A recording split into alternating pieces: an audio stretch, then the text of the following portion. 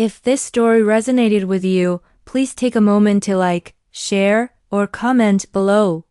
And if you're walking your own healing path, you're not alone. We're walking it with you. Until next time, be kind to yourself and keep looking for the light, even in the darkest night. Today, I want to share something deeply personal. A moment that changed everything for me, not in some grand dramatic way, but in the quiet vulnerability of water, warmth, and tears.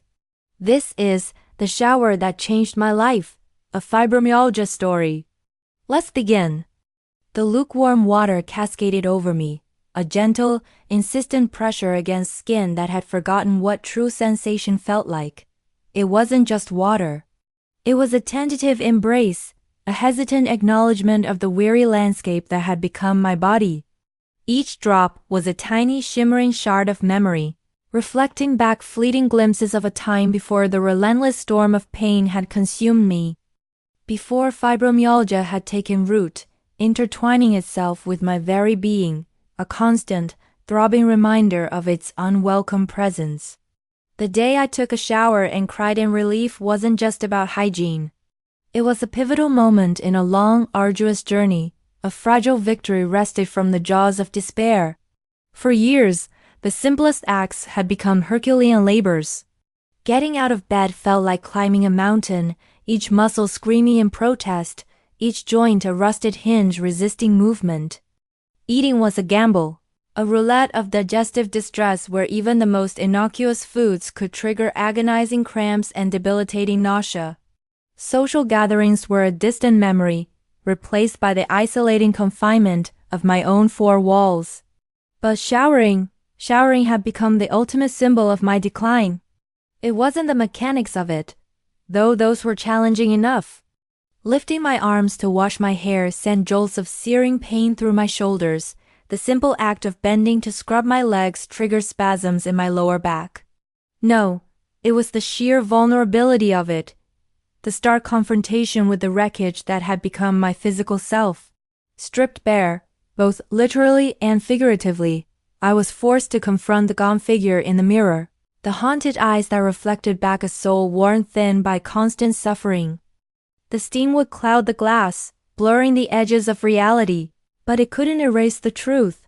I was a prisoner in my own body, and the shower had become a daily reminder of that agonizing fact. There were periods, long stretches of weeks, even months, where I simply couldn't manage it.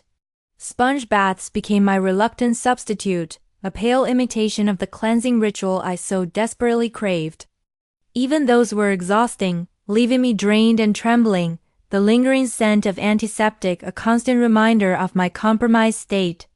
My hair became matted and lifeless, my skin itchy and irritated, a physical manifestation of the neglect I felt towards myself. Shame festered, a toxic undercurrent that threatened to drown me in self-loathing.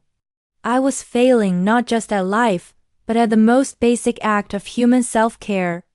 Dr. Eleanor Vance, my rheumatologist, a woman with eyes that held both steely resolve and profound empathy, had tried to prepare me. Fibromyalgia is a marathon, not a sprint, she has said, her voice gentle but firm. There will be good days and bad days, times when you feel like you're making progress, and times when you feel like you're sliding backward. The key is to keep moving forward, however slowly, and to celebrate the small victories. Small victories. The phrase echoed in my mind, mocking my current state. What victories were there to celebrate when I couldn't even manage a simple shower? I felt like a fraud, a failure, a burden on everyone around me. My husband David had become my caretaker, shouldering the responsibilities I could no longer manage. He cooked, he cleaned, he did the laundry, all while working a demanding full-time job. He was unfailingly patient and supportive, but I could see the exhaustion etched on his face, the subtle lines of worry that had deepened around his eyes. I was robbing him of his life, trapping him in a prison of my own making. My therapist, Dr. Ramirez, had a different approach. "You are not your illness," she would say, her voice calm and reassuring. "Fibromyalgia is a part of your life, but it doesn't define you. You are still the same intelligent, creative, compassionate person you always were. Don't let the pain steal your identity. Easier said than done, I thought, as I lay in bed, the throbbing ache in my muscles a constant, insistent reminder of my limitations. My identity had become inextricably linked to my pain. I was the woman with fibromyalgia, the woman who couldn't work, the woman who couldn't socialize, the woman who couldn't even take a decent shower. The breaking point came on a particularly brutal day. I had woken up feeling like I had been run over by a truck, every nerve ending screaming in agony. The pain medication offered only fleeting relief, barely taking the edge off the relentless throbbing. I spent the entire day in bed, alternating between fitful sleep and tearful despair. David, sensing my distress, had taken the day off work to be with me. He sat by my side, holding my hand, offering words of comfort, but nothing seemed to penetrate the fog of pain and despair that enveloped me. That evening, as David was preparing a simple dinner of soup and toast, I stumbled out of bed, driven by a desperate urge to escape the suffocating confines of my own mind. I made my way to the bathroom, my legs trembling with each step. I stared at the shower, the chrome fixtures gleaming under the harsh fluorescent light. It seemed like a monstrous challenge, an insurmountable obstacle. But something had shifted within me. A flicker of defiance, a spark of stubborn determination. I was tired of being defeated, tired of letting the pain dictate my life. I was tired of feeling like a failure. I was going to take a shower, even if it was the last thing I did.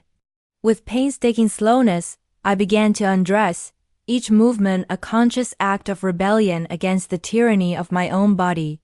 The pain was excruciating, but I refused to acknowledge it. I focused on the small, incremental steps, the tiny victories that would eventually lead me to my goal.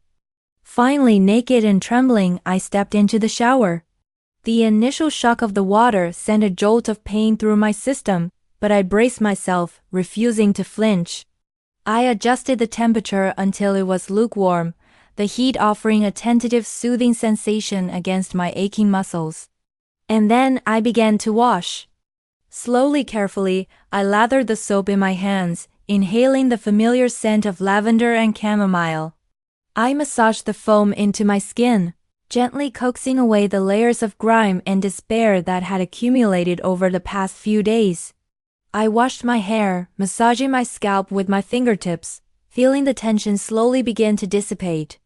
As the water cascaded over me, I closed my eyes and allowed myself to simply be. I didn't fight the pain, I didn't try to ignore it. I simply acknowledged its presence, allowing it to wash over me like the water itself. And then, something unexpected happened. I began to cry. Not the desperate anguished sobs of the past few days, but a quiet, cathartic release. Tears streamed down my face, mingling with the water, washing away the accumulated layers of pain, frustration, and despair. It was as if a dam had broken, releasing a torrent of pent-up emotions that had been building for years. I cried for the pain, for the loss of my former life, for the burden I had placed on David. I cried for the shame, for the guilt, for the fear that I would never truly recover. But beneath the tears, there was something else. A glimmer of hope, a flicker of acceptance, a fragile sense of peace. In that moment, standing naked and vulnerable under the lukewarm shower, I realized that it was okay to not be okay. It was okay to struggle, to hurt, to feel overwhelmed. It was okay to ask for help, to lean on others, to admit my limitations. And it was okay to celebrate the small victories, the tiny moments of triumph that punctuated the long, arduous journey of living with chronic illness. When I finally emerged from the shower, wrapped in a soft towel, I felt a profound sense of exhaustion, but also a lightness I hadn't experienced in months. My body still ached, but the pain felt somehow different, less sharp, less insistent. My mind was still clouded, but the fog had lifted slightly, allowing a sliver of sunlight to penetrate through.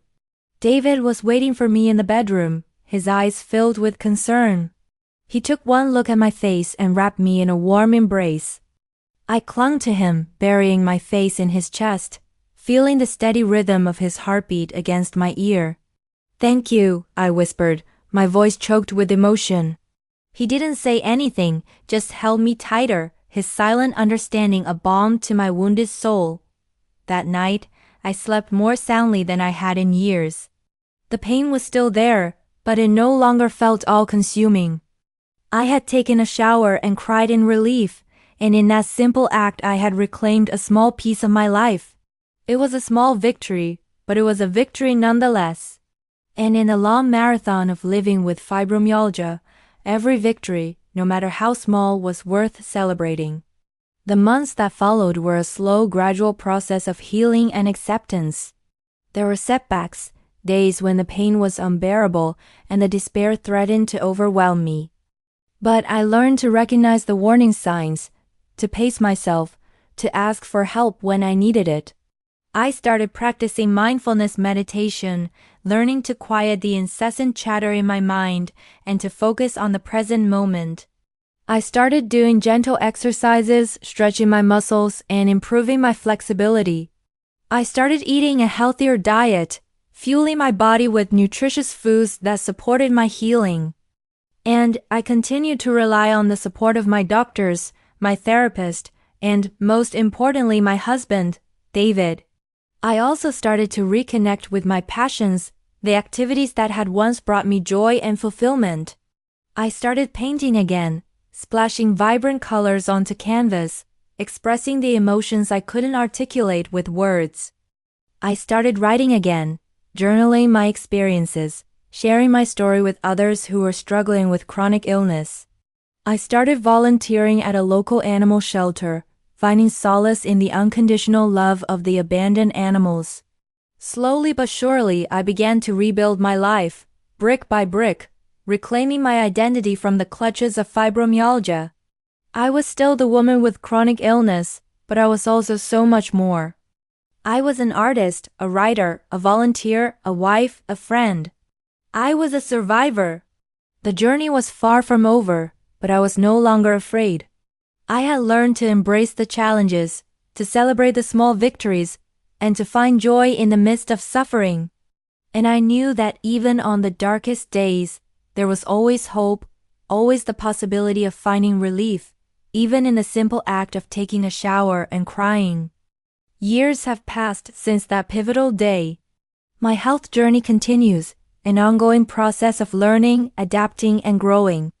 I still experience pain, fatigue, and other symptoms, but I have developed coping mechanisms that allow me to manage my condition and live a fulfilling life. I have also become an advocate for others living with chronic illness, sharing my story and offering support to those who feel lost and alone. One of the most important lessons I have learned is the importance of self-compassion. I used to be so hard on myself, constantly criticizing myself for not being able to do the things I used to do. But I have come to realize that self-compassion is essential for healing. It means treating myself with the same kindness and understanding that I would offer to a friend who was struggling. It means accepting my limitations without judgment and celebrating my strengths without pride. It means forgiving myself for my mistakes and learning from my experiences. Another important lesson is the power of connection. Chronic illness can be incredibly isolating, but it is important to remember that you are not alone. There are millions of people around the world who are living with similar conditions, and many of them are eager to share their experiences and offer support. Connecting with others who understand what you are going through can be incredibly validating and empowering. It can also provide you with practical tips and strategies for managing your condition. Finally, I have learned the importance of gratitude. It is easy to focus on the things that you have lost due to chronic illness, but it is also important to appreciate the things that you still have. Practicing gratitude can help you to shift your perspective and focus on the positive aspects of your life. It can also help you to cultivate a sense of joy and contentment, even in the midst of suffering. So, the next time you find yourself struggling with a health challenge, remember my story. Remember the day I took a shower and cried in relief. Remember that even in the darkest of times, there is always hope. Remember to be kind to yourself, to connect with others, and to practice gratitude. And remember that you are not alone on this journey. You are strong, you are resilient, and you are capable of healing. And someday, you too will find your own moment of relief, your own small victory to celebrate. Thank you for listening to my story. If you're on your own journey through chronic illness, grief, or emotional healing, I hope this brought you a moment of comfort. A reminder that even in the smallest acts, like a shower on a hard day, there is power. There is progress. There is hope. If this resonated with you, please consider sharing it with someone who might need to hear it. And if you haven't yet, take a moment today just for yourself. Something small, something kind. Subscribe for more real stories about healing, resilience, and the quiet strength it takes to keep going. You're not alone. You are strong, and you deserve to heal. Until next time, take care of yourself. One breath, one moment, one small victory at a time.